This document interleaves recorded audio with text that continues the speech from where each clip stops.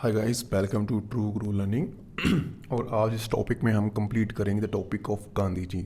Okay, Gandhi ji के इस topic में हम कंप्लीट करेंगे गांधी जी कहाँ कहाँ मतलब पैदा हुए, कहाँ उन्होंने स्टडी की, क्या क्या उन्होंने मूवमेंट की। ठीक है, इसके नेक्स्ट पार्ट में और आगे की बात करेंगे। ओके, तो स्टार्ट करते हैं। गांधी जी के अगर हम पूरे मतलब कि फुल नेम की बात करें तो गांधी जी का फुल नेम जो था वो था मोहनदास करमचंद गांधी। ठीक है, मोहनदास करमचंद गांधी। गांधी जी का जो बर्थ हुआ था, बर्थडे जिसे कहते हैं, वो 2 अक्टूबर को होता है, जो कि 1869 को हुआ था। ओके, ये एक पोरबंदर में हुआ था। एक पोरबंदर एक जगह है, ठीक है। ये प्रिंसली स्टेट है। प्रिंसली स्टेट का मतलब वही हुआ कि जो राजाओं के प्रिंस प्रिंस नहीं होते, जब प्रिंस का मतलब ही क्या होता है, उसके जो स्टेट होते हैं प्रिंसली स्टेट, जहाँ हुकूमत राजाओं की चलती है। ठीक है, ये गुजरात में था। पोरबंदर जो था ये गुजरात में था। ठीक है, गांधी जी इंग्लैंड चले गए थे लॉ की स्टडी करने के लिए। मतलब कि गांधी जी ने जो स्टडी की है वो लॉ की और इंग्लैंड से की। ठीक है, उसके बाद क्या होता है, गांधी जी 20 साल बाद, अपने बर्थ के 20 साल बाद 1898 में, ठीक है, 1898 में गांधी जी साउथ अफ्रीका चले गए थे। ठीक है, किस केस में गए थे? इन केस ऑफ दादा अब्दुल्ला। ठीक है, एक ही मैन है, इनके केस में गए थे दादा अब्दुल्ला, इनके केस में गए थे। वहाँ जो अफ्रीका है, साउथ अफ्रीका में रेसिज्म, ह्यूमिलिएशन ये बहुत ज़्यादा हो रहा था। मतलब कि वो भी एक कॉलोनी थी ब्रिटिश की, लेकिन वहाँ बहुत दिक्कत लोगों को फेस करनी पड़ रही थी। ठीक है, क्योंकि ये जो अफ्रीकन्स हुए, ठीक है, ये जो इंडियंस थे, साउथ इंडियन, ये साउथ इंडियन लिखा है मैंने, ये इनका कलर जो होता है, ठीक है, ये अलग होता है ब्रिटिश से, एकदम साफ दिख जाता है, तो ये रेस हो जाती है। ठीक है, ये रेसिज्म फेस करना पड़ा था इन लोगों को। जैसे कि आगे बताता हूँ मैं तुम्हें। ओके, वो Gandhi decided to stay in South Africa to support Indian workers for their right and state till 1940। मतलब कि 1940 तक गांधी जी साउथ अफ्रीका में रहे। ठीक है, उनकी हेल्प की, उनको सपोर्ट किया। अब जो इंडियंस थे, इंडियंस में कौन थे? मतलब 3 तरह के इंडियंस मेन थे इसमें। जैसे कि इंडियन लेबर हो गई, ठीक है, लेबर थी वहाँ पे, ठीक है, जो कि मेनली फ्रॉम साउथ इंडिया से थी। ठीक है, साउथ इंडिया से लेबर गई हुई थी वहाँ पे किस काम के लिए? शुगर प्लांटेशन के लिए, आफ्टर 1890। ठीक, मेनली वहाँ पे जो शुगर प्लांटेशन के लिए लेबर गई हुई थी वो 1890 के बाद गई हुई थी। ठीक है, और मर्चेंट्स थे, दूसरे मर्चेंट्स, समझ के ना, मेनली मुस्लिम थे उसमें। ठीक है, और थर्ड कैटेगरी में आता है वो लेबर या वो पीपल जो कि सेटल डाउन हो चुके थे वहाँ पे, बट उनका जो रजिस्ट्रेशन सर्टिफिकेट था, एक तरह से आप वीज़ा कह लो, कॉन्ट्रैक्ट कह लो, वो एक्सपायर हो चुका था। बट वहाँ पे उन्होंने शादी वगैरह की, बच्चे वगैरह करके वो वहीं रह रहे थे उनको। ठीक है, लेकिन उनके जो लीगलिटी थी वो ख़त्म हो चुकी थी। ठीक है, लेकिन वो रह रहे थे। ठीक है, अब ये लोग जो थे ये मोस्टली इलिटरेट थे। इन्हें इंग्लिश नहीं आती थी, बहुत थोड़ी इंग्लिश नहीं आती थी, जिस वजह से ये अपना कुछ कर नहीं पा रहे थे। ठीक है, तो वो रोज़ डिस्क्रिमिनेशन फेस करते थे। ठीक है, रोज़ उनके ये एवरीडे का बन गया था। ठीक है, ब्रिटिश के द्वारा जो भी हुकूमत थी वहाँ पे। ठीक है, और उनको डिनाइड कर दिया था वोट देने से कि आप वोट नहीं दे सकते। ठीक है, और उनको कहा भी गया कि आप केवल एक लोकेशन में रह सकते हैं। एक तरह से आप ये समझिए कि इंडिया में कुछ पीपल ऐसे होते हैं जिन्हें कहा जाता है कि भाई तुम इससे बाहर नहीं आ सकते। यहाँ कुछ अमीर लोग हैं, उनको दिक्कत होगी, उनके रहन सहन में वो पसंद नहीं करते, तो इस तरह से उन्हें भी वहाँ कहा गया कि आप एक नोटिफाइड लोकेशन में रह सकते हैं। ठीक है, और कुछ कॉलोनीज तो ऐसी थी जहाँ पे अफ्रीकन्स और इंडियंस को जाना नहीं दिया जाता था आफ्टर 9 PM। मतलब वो घर से नहीं निकल सकते थे। ठीक, इतना ज़्यादा रेसिज्म वहाँ हो रहा था। ठीक है, अगर हम गांधी जी की बात करें, वहाँ पे उन्होंने कौन कौन सी मूवमेंट किए। ठीक है, अच्छा एक बात और बता दो, जो सत्याग्रह है ना, ये देखो सत्याग्रह, ये बॉर्न ही वहाँ पे हुआ था गांधी जी के दौरान। ठीक है, सत्याग्रह है क्या, मैं बताऊँगा आगे। सो गांधी जी ने वहाँ पे 3, मतलब कि 4 किए थे, लेकिन 3 इंपॉर्टेंट हैं, ये पढ़ लेते हैं हम वहाँ पे। तो 3 इंपॉर्टेंट वहाँ उन्होंने मूवमेंट की गांधी जी ने। ठीक है, किस किस के लिए किए थे? गांधी जी ने मूवमेंट किया रजिस्ट्रेशन सर्टिफिकेट के खिलाफ। ठीक है, दूसरा किया इंडियन माइग्रेशन पे, तीसरा किया invalidation of Indian marriage and poll tax. ये इन्होंने किए थे। ठीक है, to support people of the South Africa. So मतलब था क्या ये रजिस्ट्रेशन सर्टिफिकेट? क्या था सत्याग्रह का? 1906 में हुआ था। ये था क्या? एक तरह से मैं तुम्हें जनरली समझाऊँ तो ये था कि जो भी लोग हैं, ठीक है, बाहर के इंडियंस वगैरह, उनको हर टाइम सर्टिफिकेट लेके घूमना था कहीं भी। मतलब कहीं भी जाना है सर्टिफिकेट लेके जाना था, जो कि फिंगरप्रिंट से अटैच होना चाहिए उनके। ठीक है, अब इस चीज़ से लोगों को बहुत दिक्कत होने लगी। ठीक है, क्योंकि मैंने आपको बताया कि कुछ लोग तो ऐसे रह रहे थे ना वहाँ पे जिनके पास ना कॉन्ट्रैक्ट था, सब कुछ एक्सपायर हो गया था और वो इलीगल रह रहे थे, ठीक है।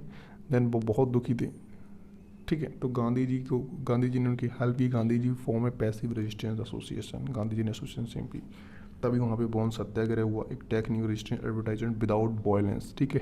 सत्याग्रह इसका मतलब यही होता है कि ट्रुथ पे रहना and non violence. Non violence मतलब कहीं भी तुम कोई भी मूवमेंट कर रहे हो, वायलेंस ना हो, वहाँ पे लड़ाई झगड़े दंगा फसाद ये ना हो, ठीक है। ये सत्याग्रह की स्ट्राइक नहीं है, ठीक है।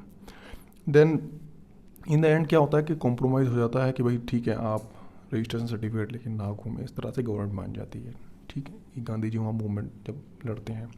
दूसरा क्या था, रिस्ट्रिक्शंस ऑन इंडियन माइग्रेशन, ठीक है। इंडियन माइग्रेशन पे गवर्नमेंट ने लॉ लाई, वहाँ पे रिस्ट्रिक्शन लगा दिया था, जैसे Indians denied this law.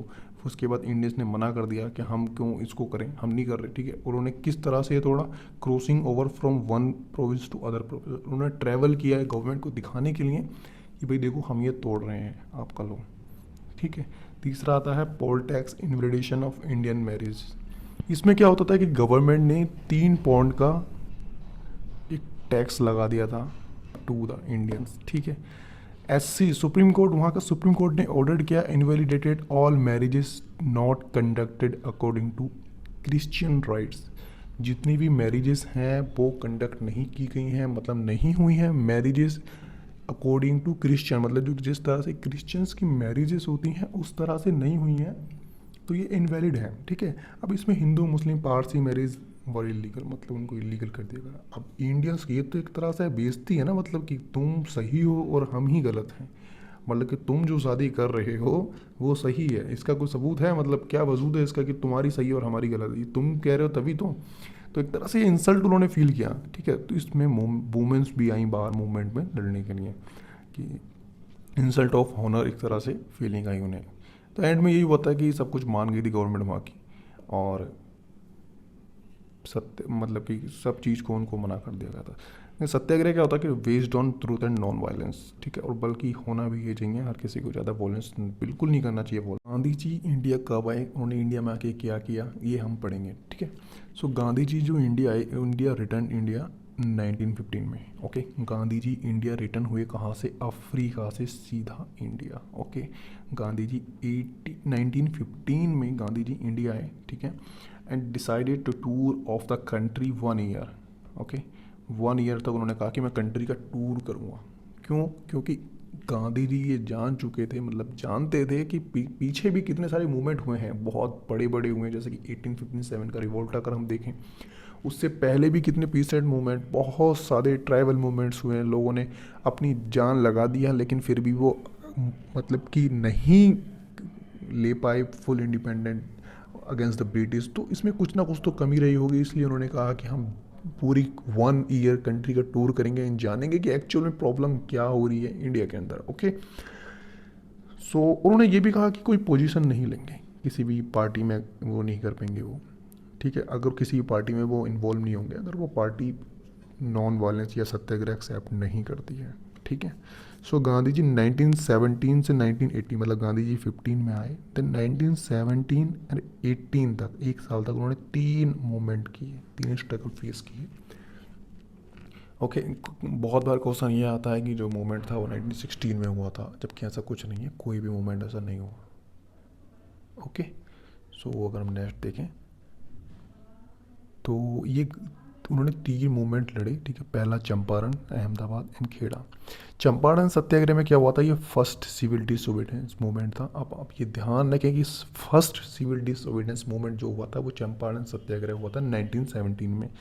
Then first hunger strike जो हुई थी वो अहमदाबाद मेल स्ट्राइक थी, ठीक है।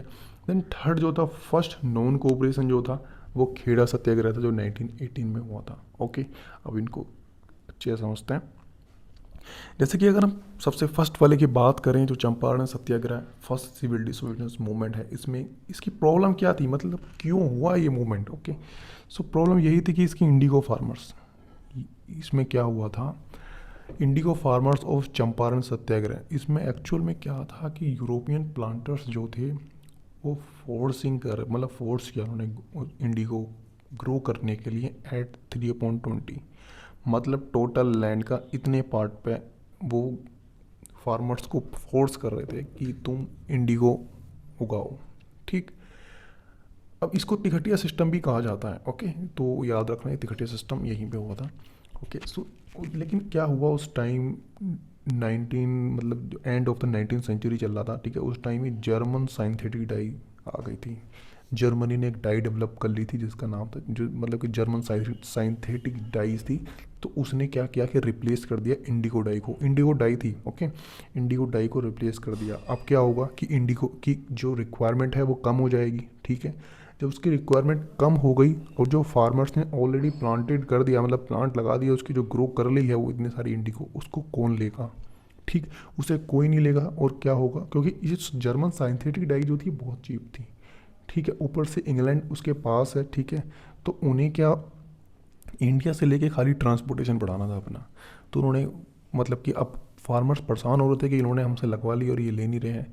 तो इसमें फार्मर्स को बहुत सस्ते रेट में देनी पड़ रही थी। ठीक है, और जो लैंड का रेंट था, टैक्स, वो सब इस तरह से बहुत परेशानियाँ उन्हें फेस करनी पड़ रही थी। ठीक है, सो जो यूरोपियन प्लांटर से हाई रेंट ले रहे थे लैंड का, इनली dues from the peasants and force to sell at fix price by the European.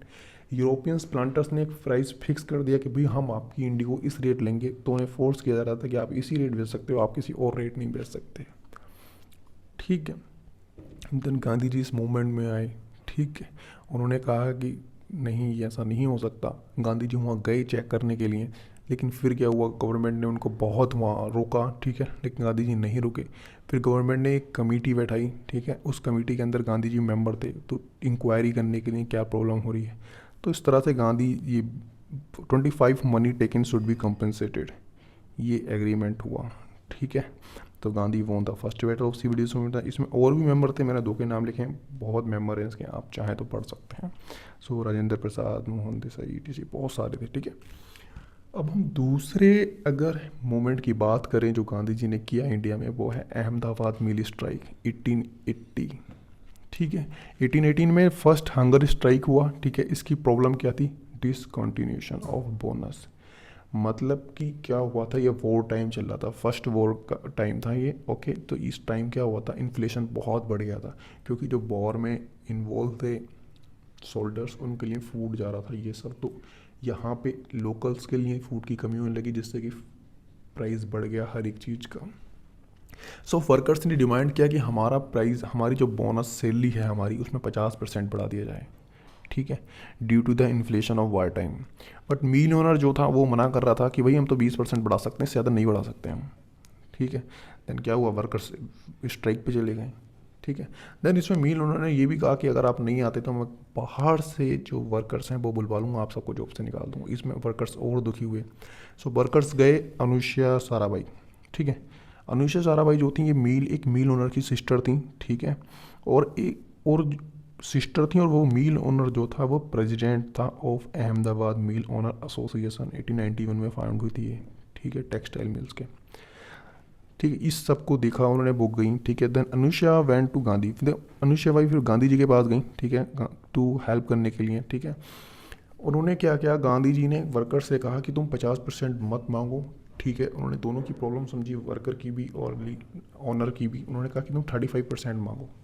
ठीक है, लेकिन इसमें भी ओनर एग्री नहीं हुआ, तो गांधी जी स्ट्राइक पे चले गए, जो कि हंगर स्ट्राइक थी। ठीक है, और अनटू डेथ, फर्स्ट था ही उनकी लाइफ में कि वो भूखे रहे हैं। ठीक है, हंगर स्ट्राइक पे गए हैं, लेकिन उसके बाद क्या हुआ, कॉम्प्रोमाइज़ हो गया, 35% पे ओनर मान गया। तो इसमें भी गांधी जी ने सफलता हासिल की। अगर हम तीसरे की बात करें, तो तीसरे में हुआ था खेड़ा सत्याग्रह। ठीक है, खेड़ा सत्याग्रह फर्स्ट नॉन कोऑपरेशन। ओके, अब ये क्या था, ठीक है, इसमें प्रॉब्लम क्या थी, इसमें क्या हुआ था, ड्राउट आ गया था। ड्राउट समझते ना, सूखा, जिससे कि क्या हुआ, फसल खराब हो जाएगी, पानी नहीं मिल पाएगा। तो so crops failed in Kheda satyagraha, Kheda district of Gujarat. Okay, sorry. Government to seize property of farmers in tax of is not paid. अब क्या हुआ था कि जब फसल खराब हो गई है तो फार्मर्स कहाँ से टैक्स पे करेंगे, उनके पास कोई पैसे थोड़ी ना है। जब इनकम ही नहीं हुई तो टैक्स कहाँ से होगा। ओके, फार्मर्स का कहना ये था, जो कि सही भी था। लेकिन गवर्नमेंट कह रही थी कि अगर आपने टैक्स नहीं दिया तो हम आपकी प्रॉपर्टी सीज कर देंगे। Okay, then Gandhi asked farmer not to pay paste, मतलब कि फिर गांधी जी गए यहाँ पे, ठीक है, उन्होंने देखा प्रॉब्लम को, गांधी जी ने यही कहा फार्मर से कि आप टैक्स मत पे करें, ठीक है। देन उसके बाद क्या हुआ, गवर्नमेंट ने बहुत इनकी प्रॉपर्टी सीज कर दी, फार्मर्स की लैंड सीज कर दी, जिसमें वजह से इन्हें शेल्टर हाउस अपने रिलेटिव्स के यहाँ कुछ जाके रहने लगे, घर तक के सील हो गए, बहुत बुरी कंडीशन हो गई थी। फिर एक कॉम्प्रोमाइज़ हुआ गांधी, ठीक है, क्या हुआ कि गांधी उनके फार्मर्स और उनके बीच में गवर्नमेंट के यही हुआ कि 1 साल तक टैक्स, नो टैक्स, 1 साल तक कोई टैक्स नहीं दिया जाएगा और आगे से भी टैक्स में रिड्यूस किया जाएगा जो अमाउंट है, जो मनी है, ठीक है, और ऑल सीज प्रॉपर्टी रिटर्न करो, ठीक है। ये इस तरह के कॉम्प्रोमाइज़ हुआ, तो इस तरह से गांधी जी ने टोटल ये मूवमेंट जीत ली है, ठीक है। तो आप इसका स्क्रीनशॉट ले लें। बाकी इसके पार्ट के जो रिवोल्ट एक्ट हुआ, जलियांवाला बाग, बाकी जितने भी हुए वो आगे के पार्ट में आएंगे। सो गांधी जी का एक ब्रीफ इंट्रोडक्शन था जो कि मुझे लगता है कि काफ़ी शॉर्ट में मैंने बनाया है, जो कि इम्पोर्टेंट है। आप देख सकते हैं इससे बहुत क्वेश्चन आते हैं और ये इनफ है, इससे ज़्यादा पढ़ने की ज़रूरत नहीं पड़ेगी। ओके, सो प्लीज़ वीडियो को लाइक कर देना, शेयर कर देना आपको अच्छी लगी होता है, and subscribe this channel. Thank you, bye bye.